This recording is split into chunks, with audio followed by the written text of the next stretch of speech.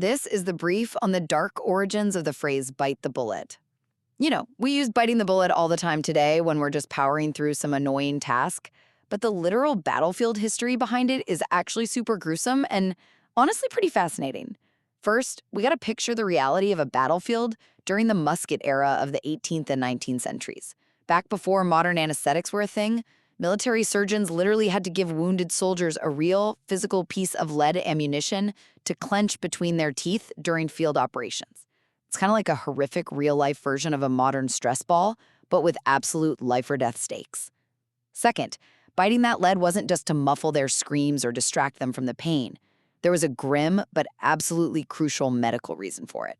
When your body is in that much sheer agony, you spasm completely out of control. So biting the bullet acted as a crude safety device, so these poor soldiers literally wouldn't bite off their own tongues or lips while on the operating table.